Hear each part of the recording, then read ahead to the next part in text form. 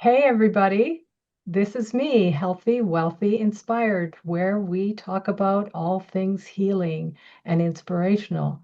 Today, we're diving into a topic that we hardly talk about, and that is solitude.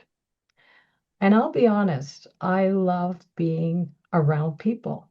I'm energized by the connection, the conversation, hence this podcast. I love the community, that I get from being around people. But I also enjoy my alone time where I do my own thing and nobody's in the house and I go according to my moods as to what I'm going to do next, whether it's eating or resting or watching a good movie or whatever it is. And but I do know that uh, being alone or having that solitude can be tricky because you can also feel lonely. You can feel restless, empty.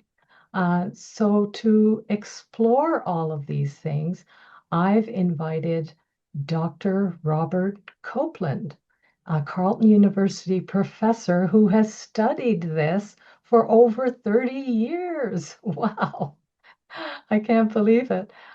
So, get yourself some tea, cozy up, and let's find out how solitude can maybe help us. So, welcome, Rob. Thank you. It is so great to be here. And just let me say that introduction was fantastic. You just hit on so many themes that I'm looking forward for us to sink our teeth into about solitude. Great. Well, you just wrote a book called The Joy of Solitude, and it's getting a lot of buzz in Canada with the Canadian Living magazine, and then also in the US with the Ladies of the View. So, yeah, I'm glad our intellectual property is still being appreciated across the border. Yeah, it's an exciting time. I have to say the Canadian publishers. So the book was published with Simon and Schuster, and the Canadian arm of Simon and Schuster is very much playing up, the fact that I am Canadian when they talk about the book. And the U.S. Publisher, the U.S. branch of Simon and Schuster, kind of leave that part out. I think when they're trying to promote the book. So it's been a fun experience so far to go through all of that. Well, before we dive in, I also would like to congratulate you on being a Chancellor's professor with the distinction of having, international impact in your field and with the exceptional contribution in teaching, research, and service. So, congrats. Thank you. It's a kind of a weird academic title that I get to put in my email signature, but nobody really knows what it means, but it's a nice thing to be able to add on. Thank you. So let's dive into my first question. What inspired you to study solitude in the first place? Well, my original training was as a child psychologist, a developmental psychologist. And in the early part of my career, and even before I started my career, I was always really interested in shy children, right? So shy children, they're so fascinating because, of course, they want to play with others. They want to interact. They're really interested in social stuff that, they want to be part of the group. But at the same time, they have this constant tug of war inside them where they want to play, but they're also kind of scared, right? And shy kids tend to get embarrassed easily. They're self-conscious and they worry about, meeting new people. And so at the early part of my career, I spent many, many, many hours just watching shy kids in social settings, right? So in Mhm. play groups, at school, on the playground. And of course, they tended to be kind of hovering on the edge of social interaction. So they would watch a lot with not joining in. And, if you spend enough time watching kids kind of off by themselves in social settings, we also tended to notice there was this other group of kids who were, playing quietly by themselves and like seemed pretty happy about it, right? So they seemed pretty content to, do puzzles or read a book or build with blocks. And if somebody came along and gave them a really, nice invitation to go play socially, make a new friend or go hang out with some other kids, they were perfectly happy to do that. But when they were done, they toddled back over to their little corner and sat down and played quietly again. And that really got me thinking about we don't know that much about people who just enjoy spending time alone. And I guess that was kind of the launch into my very long career looking at that exact question. Great, great. And your book, The Joy of Solitude, is really timely because, we live in a hyper-connected world more than ever before in human history. And yet there's an epidemic of loneliness too. And on the other hand, here you are talking about the joy of solitude. So before you unpack all of this for my listeners, I was wondering if you could start by maybe explaining what is solitude and the difference between loneliness and solitude. I'm so glad you asked that because that's such an important distinction to make. And I always feel like, because I study the positive side of solitude, people always try to ask me about, well, is loneliness really a problem? And are we kind of overplaying the loneliness epidemic? And is this really something that we should be concerned about? And I just want to be really clear from the outset. Humans need social connection. We all need other people. You mentioned in your introduction how much you enjoy the community and being around others.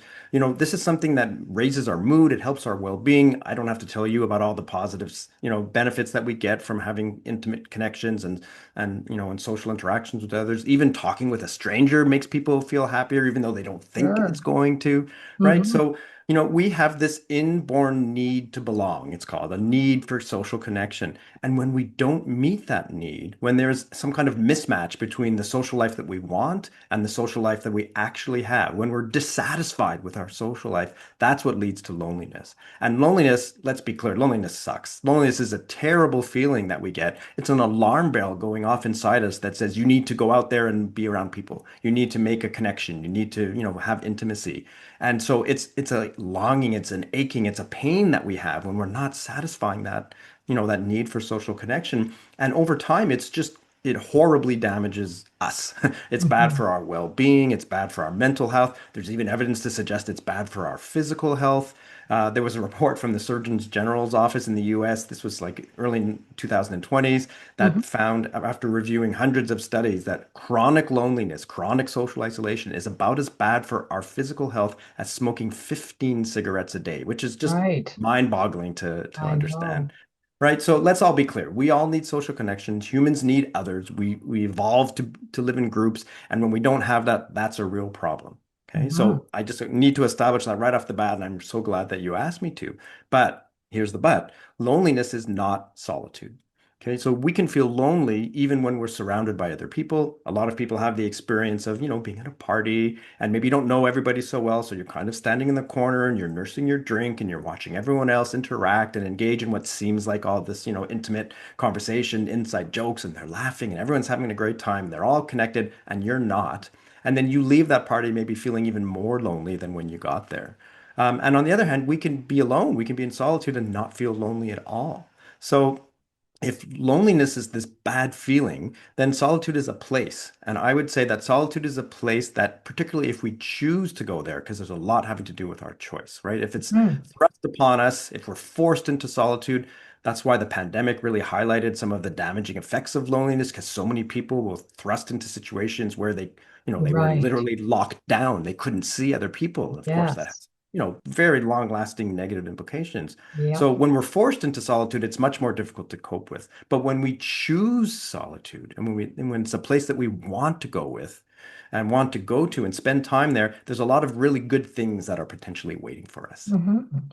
And, I love the way you describe solitude as something that can be both enriching and yet uncomfortable. It's a bit of a paradox. Why do you Yes. think so many people find it difficult being alone, even though it can bring, peace, well-being, creativity, etc.? Yeah, you're not wrong. I would say, if we ask the majority of people, how much they enjoy spending time just alone, especially alone and not doing anything, right? Just sitting alone with their thoughts. Generally speaking, people don't enjoy that experience. But we have to kind of flip the script on that, I would say, because if you allow yourself the opportunity to engage in solitude, there are definite benefits there to be had. But I think we have to get by, some of the myths about solitude. So I would say one of the myths about solitude is that in order to get benefits from it, you need to like take a 2 hour walk in the woods, right? And Mhm. so a 2 hour walk in the woods is great. Personally, I would love to do that. And I know a lot of other people who would enjoy that experience. But of course, we don't really have time for that necessarily every day. And for some people, that's going to wear on them pretty quickly. Mhm. And so it turns out from research that even as little as 15 minutes a day of solitude can really have a demonstrable and lasting positive effect on your well-being. So let's circle back to that in a little bit, because that's sort of really part of the, first myth. And Yeah. I would say the second myth is that in order to reap the benefits of solitude, you need to cross your legs and sit on a yoga mat and meditate, right? And again, don't get me wrong, meditation is awesome and it's very well demonstrated and proven to be, an effective bolster to our happiness and to our well-being, and everybody should meditate. However, that's not the only thing that you can do in solitude to, to reap some of these positive aspects. It turns out as long as you're choosing to do something that you personally find enjoyable and meaningful and engaging, right? If you have that, you mentioned in your introduction, you like being able to choose what you're going to do next, choose what movie you're going to watch, or whether or not you want to eat or engage in any activities. If you have that internal motivation, that choice, that autonomy to choose what you want to do, if it's reading, if it's going for a walk, it could be knitting, it could be, watching a movie, listening to music. As long as it's personally meaningful and beneficial for you, that's when you're going to see positive effects. Hmm. Hmm.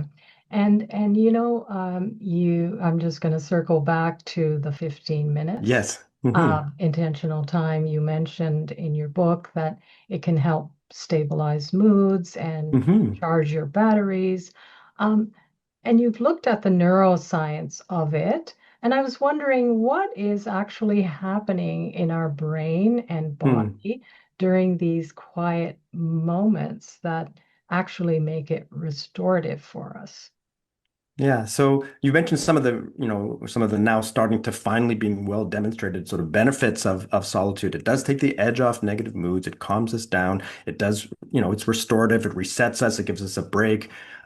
A metaphor that I like to use is the difference between on stage and in the spotlight and off stage and out of the spotlight. So when we are on stage, that's the metaphor for being around other people. So we have an audience. And when you're Mhm. on stage and you have an audience, you're paying attention to exactly what you say and how you say it, but you're also monitoring your own facial expressions and your posture. And it's a lot to pay attention to. And at the same time, you've got to monitor all of that in your audience, right? Their facial expressions. Is someone talking to you? What's the tone of their voice? What's their posture? Well, what are they trying to say? What are they trying to communicate? If it's lots of people around, it can be very tiring to keep track and monitor and modulate your behavior in response to everything that's coming in. It's a lot of input, right? Yes. And so solitude is what happens when we step off of the stage and we step out of the spotlight. And you can almost it's like a big exhale, right? Because we get a respite, we get a break from all of that input that it can assault us, right? You're walking down a busy city street, the horns are honking, there's music playing in the background, people are talking, you've got to navigate all of these different sources of input. You're bombarded with them, but you go off by yourself and it's that break, right? I Yes. liken it to the experience of driving on in the highway with the windows down in the car. And then, Mhm. after a while, the buzz kind of fades to the background, but it's still like this pressure that's on you. And then suddenly you Yes. roll up the windows and it's like, it's just like this just very clear delineation from all of the pressure to just the release and the respite from that. And that's something that solitude really offers us. It's a break for our experiences, and it gives our brain and our mind a chance to catch its breath, right? And Yeah. refocus and rejuvenate and restore. That explains a lot about why I like it. I guess it's that Hmm. overstimulation from Hmm. all of these inputs that I can get away from. You know, Yes. yeah. In my experience, though, I've seen introverted people in my Hmm. family, and then I've seen extroverted people in my family, and they have, different preferences. So the introverts really crave their solitude, and Hmm. the extroverts I've seen less comfortable with it. But Hmm. your research suggests that the relationship is a little more nuanced. So, how does personality shape the way we experience solitude? What an interesting question. So you've done a great job summarizing some of the, understood differences between people who tend to be more introverted and people who tend to be more extroverted. Extroverts gain their energy from stimulus and input, right? So if they want to feel energized and restore their batteries, they want to go where the action is, right? They want to go out, they want to be around people, they want lots of stuff to be going on.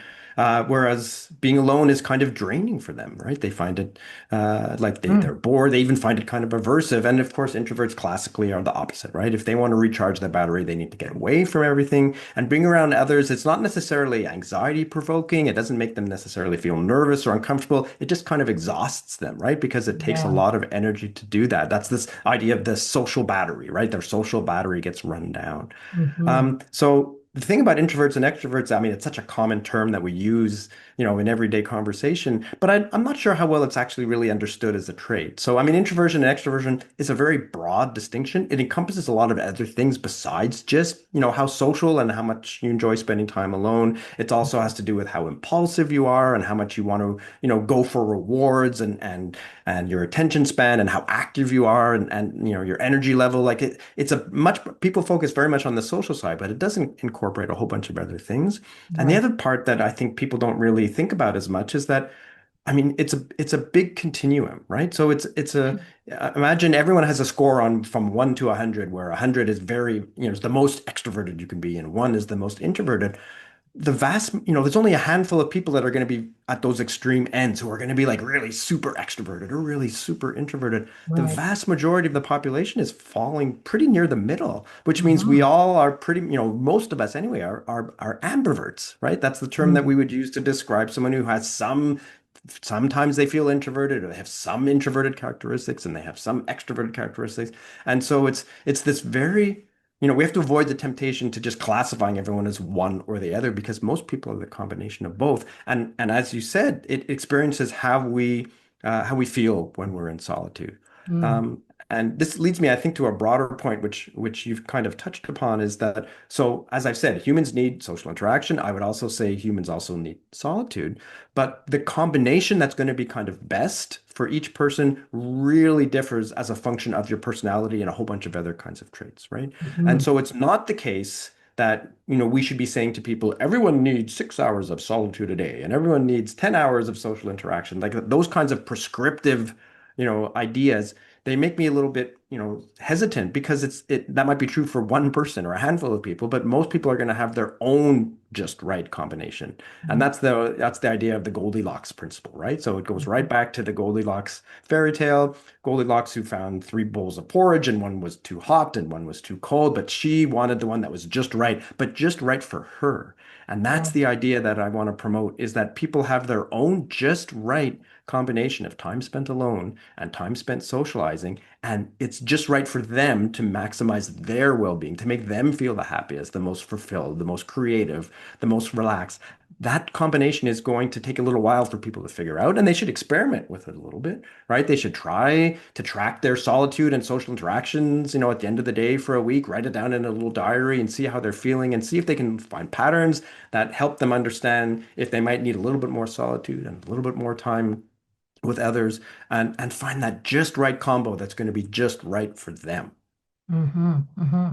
And I was also wondering because, we discussed personality traits, and I was also wondering, does age play a role? Because during the COVID era with the Hmm. lockdowns, as you mentioned, um, the young people who might have needed, and this is just my theory, more social connections with their peers and so on, actually had a worse time of it Mm-hmm. than maybe older people. I don't know if maybe we, value our alone time more Hmm. than the young people. So is age a factor in this? Well, I think we experience solitude differently depending on age, but again, we still have those individual differences at each age, right? So even among older adults, there are those who are going to enjoy their time alone more and those who are going to feel more like it's, boring or lonely or et cetera. Hmm. But there is some research to suggest that, I mean, even starting before the pandemic, it used to be that loneliness followed a curve where people became more lonely as they got older, and that the oldest individuals because of life circumstances and because of health issues that limited their ability to socially interact, or maybe they were widowed, or their friends had passed away. They have a shrinking social network, and loneliness used to peak in our lifespan at among the oldest of the old. But Mm. over the last few years, there's a second peak, and just as you described, it's among adolescents and young people.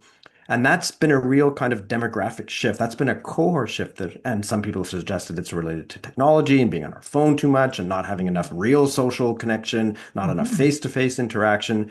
And this was kind of, highlighted and exacerbated by the pandemic when it really drew attention to the fact that young people are struggling with their social connection.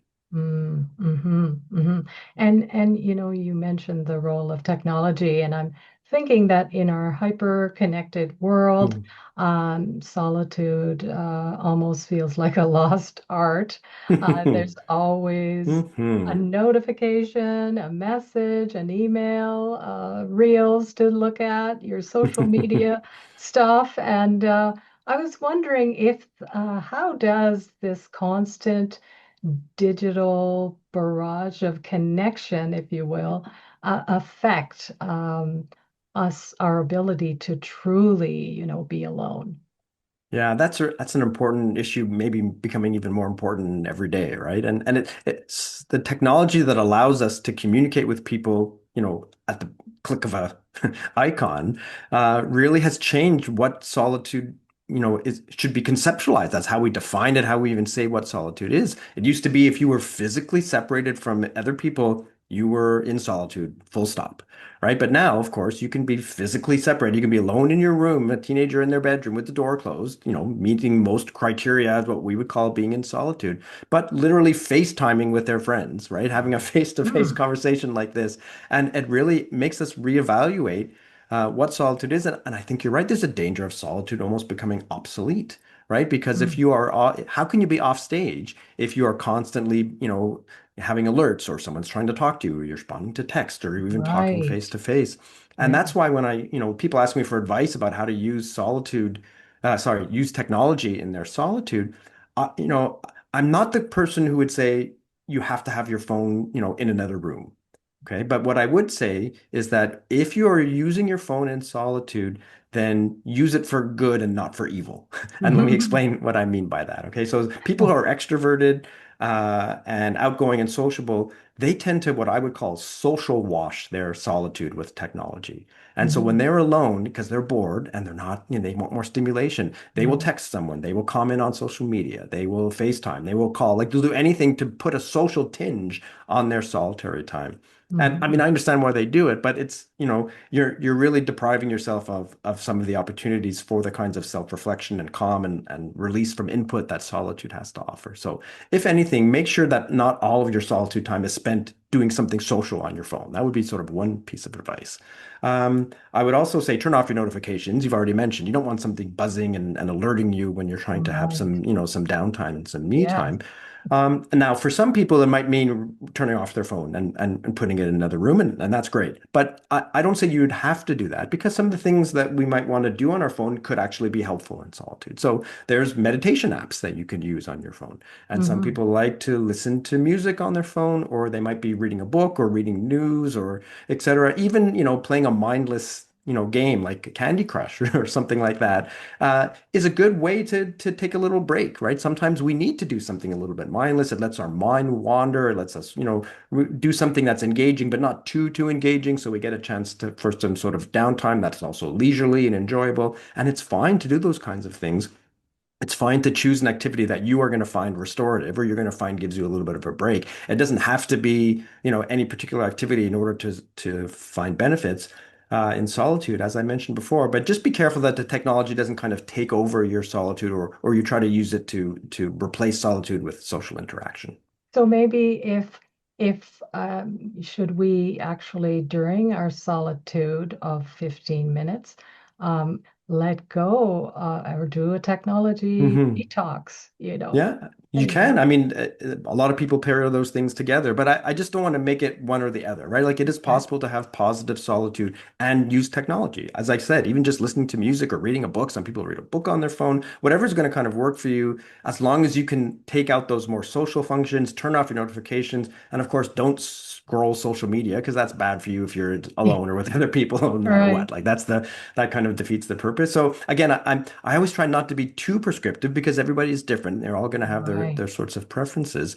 And even the 15 minutes. So I mean, we talk about 15 minutes because that's been an interval that, that people have studied in terms of benefits of solitude, but that's not a magic number, right? For some people who especially find solitude, challenging at the beginning, I would say, start with micro moments, even a few minutes here and there, right? And then you need to build up your solitude muscles. It's like you're training for a race. You don't run a marathon on the first day. You start off by walking around the block and then, you add a little bit more and then you increase your pace. So gradually, build up your capacity for solitude, gradually spend more time alone until you find the amount that's good for you. For some people, maybe 50 minutes is going to be perfect. For others, they might need more.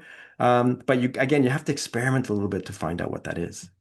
Yeah, I've been reading your book, and you've got this fascinating term you call aloneliness or Hmm. aloneliness. I'm not sure how Yeah. you say it, Hmm.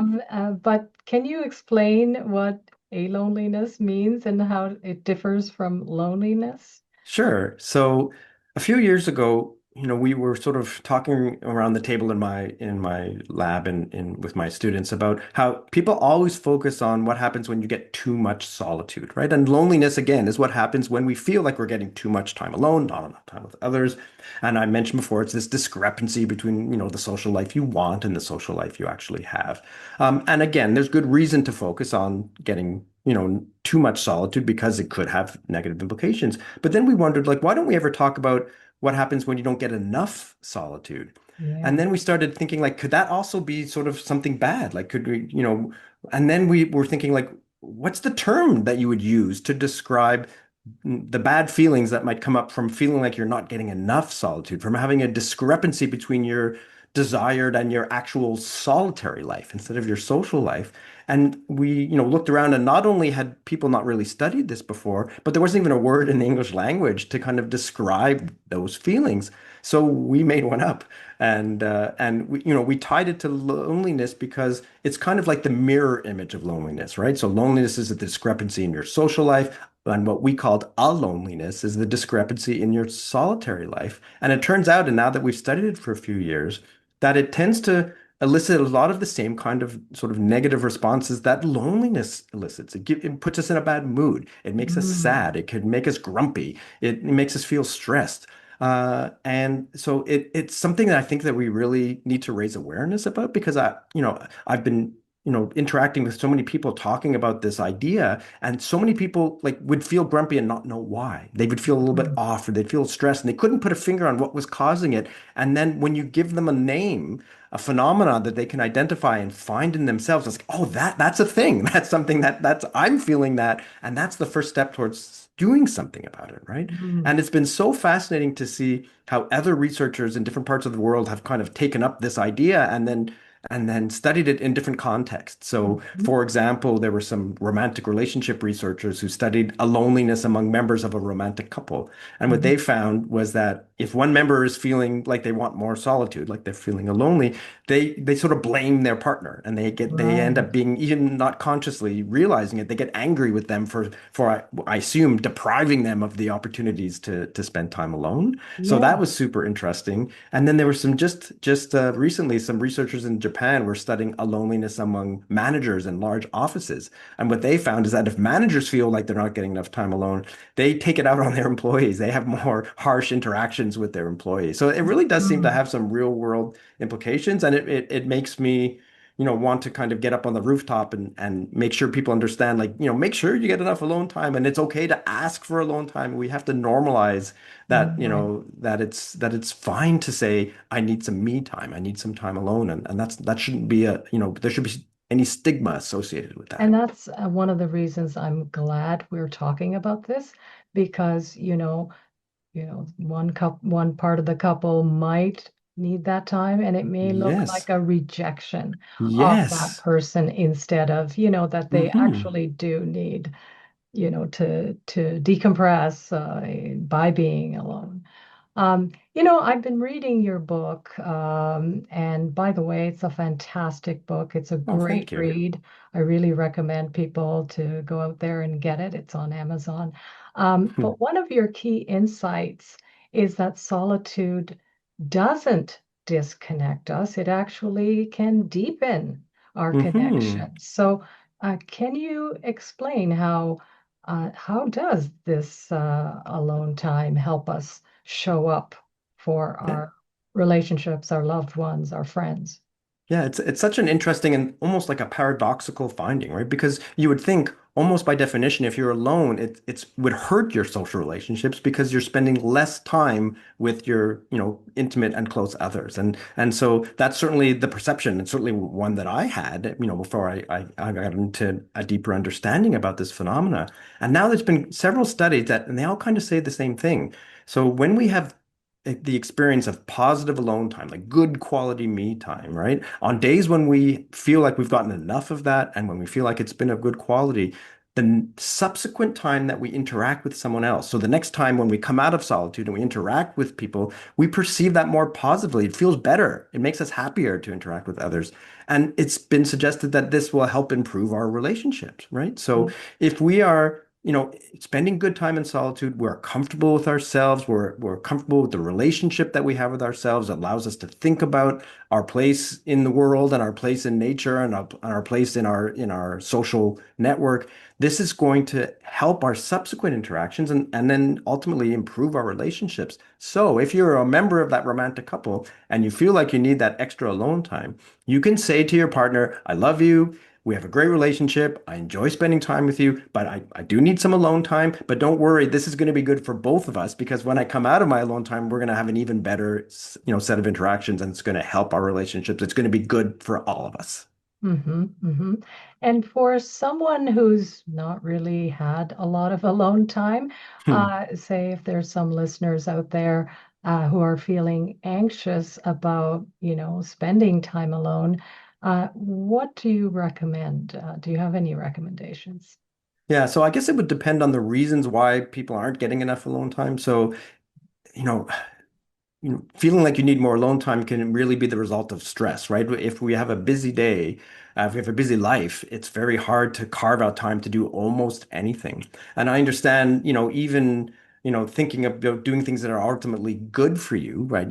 Health behaviors like, jogging or, exercising or the kinds of stuff that we know that we should be doing, taking the time to do certain things. It's hard to squeeze those in on a busy day. So I certainly understand that. But I think the advice that I would offer is that we do know that even, small doses of solitude can have positive impact. So like I said, even 15 minutes a day, no matter how busy you are, it feels like 15 minutes is not a huge ask, right? We can all sort of squeeze in 15 minutes, but I would go further and say, ultimately, you're probably going to find that you'll get a really good return on that time investment, right? Because if you spend good quality time alone, even a little bit, even just a few minutes, it's going to make the rest of your day feel better. It's going to make your interactions with other people more positive. It's going to make you more focused. It's going to make you more calm. It's going to make you, you could probably accomplish your subsequent tasks more efficiently and end up saving time at the end of the day by giving yourself that time to recharge, reset, get ready, and then boom, off you go. You've primed yourself for a productive day.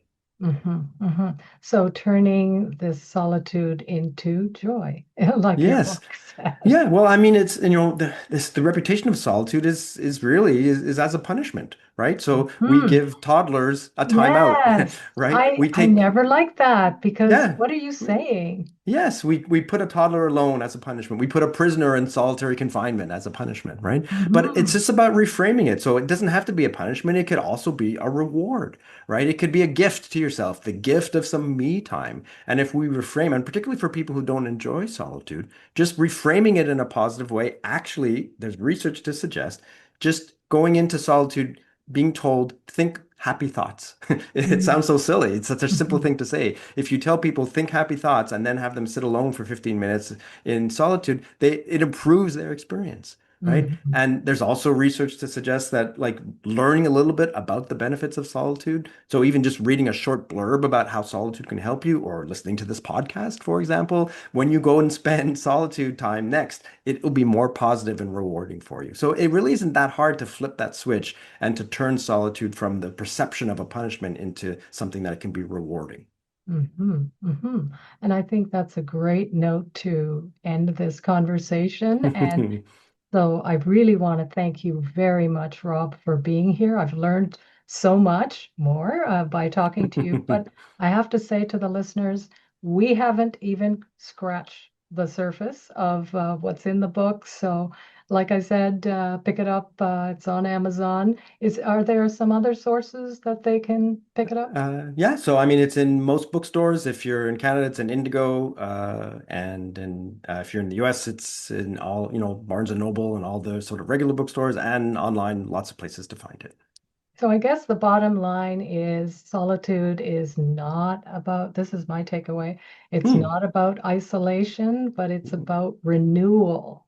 Hmm. It helps us to reconnect with what truly matters, and we can come back to our partners, our friends, our family with more energy and more to give to the relationship.